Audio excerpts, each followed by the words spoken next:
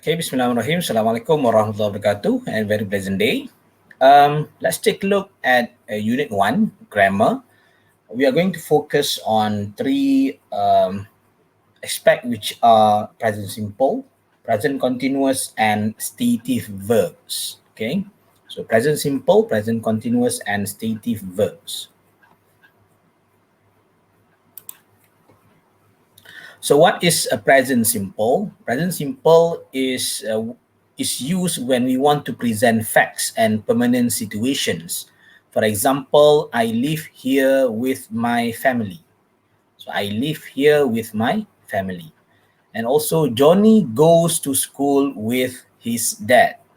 Johnny goes to school with his dad is written in present simple.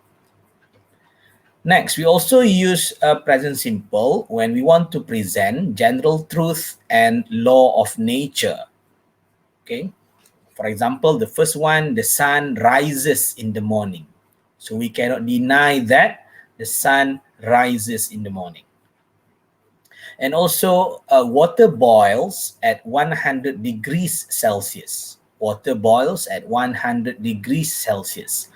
If you want to change it to Fahrenheit, it's fine, but this is the fact, the general truth, and also the law of nature. We cannot deny this. So we have to use present simple. Next, we also use present simple when we want to present or describe habits and routines. For example, we always visit Kuala Lumpur during holidays. We always visit Kuala Lumpur during holidays. And also, Ronaldo plays football every day. Ronaldo plays football every day. So that present simple is used to show habits and also routines. Next, we also use present simple when we want to present or describe the timetables and also future programs. This is not like future tense where we are going to put the word will in the sentence. But in present simple, we can talk about something that hasn't happened yet. For example, her bus arrives at noon. Let's grab lunch first. So it doesn't happen yet. We are talking of something in future. Okay. Next, we also use present simple when we want to describe or we want to make reviews or to retell stories, and when we are doing sports commentaries. Okay. For example, Zainal kicks the ball and hits the net. He scores the winning goal. So that sentence should be written in present simple. Okay. So now it's your turn to write 5 sentences using facts and permanent situations, general truth and laws of nature, habits and routines, timetable and future programs, reviews, stories, and spot commentaries. Okay, you can write in the comment section, or you can just write these sentences in your book. You are always free to go back to these slides and take a look at what or the criteria of every categories. Okay, so you have facts and permanent situations, general truth and laws of nature, habits and routines, timetables and future programs, reviews, stories, and spot commentaries. Okay, so let's take a look at these 4 sentences. The first sentence is, he visited his mother every week. The second sentence is, the train arrives at 3 o'clock.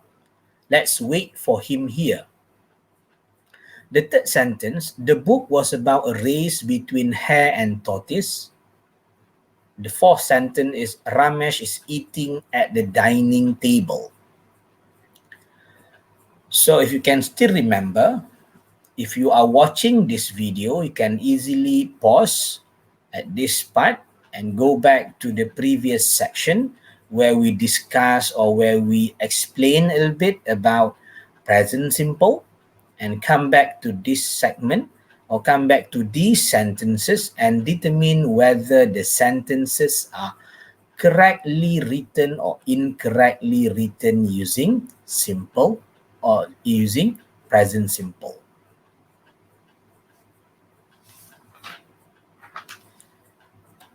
So the first sentence, he visits his mother every week. The word or the word every week there shows that this is a habit or routine. So the sentence should be written in present simple. Next, the train arrives at 3 o'clock. Let's wait for him here. This is talking about um, program that will happen in the future, okay, but not to we can expect, okay. For example, we know that the train will arrive at 3 o'clock, so we say the train arrives at 3 o'clock. Let's wait for him here. The third sentence is the book is about a race between hare and tortoise, okay, because we're talking about the book itself, okay. It doesn't change even though the book has been written for quite some time. The story remains the same, okay. It's not going to be like yesterday you buy the book, the story is different, and when you read the story again today, the story change. It doesn't change like that. So the book, when you want to talk about the book, it must be written in present tense, simple present. Ramesh is eating at the dining table. So this, if you want to say that this is written in simple present, this is not written in simple present. This is actually written in present continuous form. But if we say that Ramesh eats at the dining table, that could be a routine, or maybe we are talking about facts or permanent situation whereby he eats, he must eat at the dining table. Okay, let's take a look at these sentences. Ramesh is eating at the dining table. Ramesh eats at the dining table. What's the difference between the two? Okay, so Ramesh is eating at the dining table shows that the actions happening at the time of speaking. Meanwhile, Ramesh eats at the dining table. We are talking about fact and permanent situation, or maybe we are also talking about a habit or a routine. Ramesh eats at the dining table. Okay, so now let's move on to present continuous. So whenever we see there's a linking verb is or are with verb written in continuous form, usually with ing, okay? So that shows the actions happening at the time of speaking. So Zol is drinking a cup of coffee. Zol drinks a cup of coffee can be considered as a habit or routine, but Zul is drinking a cup of coffee. The action is currently happening. We also use present continuous when we want to describe temporary or changing situations. For example, our grandfather is staying with us this weekend. So this is temporary, not permanent. We also use present continuous when we want to describe or we want to talk about an annoying habit. My friends are always mocking me, for example. So if you say my friends mocks me, it could be a habit. But when we use present continuous, it becomes an annoying habit. For example, my friends are always mocking me. We also use present continuous when we want to talk about plans and arrangements. For example, she's going to meet his fiance tomorrow. So it hasn't happened yet. So plan and arrangement, we can use present continuous. She is going. So she already planned to go. So she is going to meet his fiance tomorrow. Okay, moving on, we also need to cover about stative verb. So just now we talked already about present simple and also present continuous. So now let's take a look at stative verb. Stative verbs is used when you want to describe states, not actions. Okay, even though we are using verbs, but we are not describing the actions itself. We are talking about the states, the feelings, the emotions, the senses, a state of mind, and also possession. Okay, for example, let's take a look at these sentences. He feels tired today. So can you see feel? No, you cannot see feel. Okay, but you know it is a verb. So this is a stative verb. Next, Zach loves his cat very much.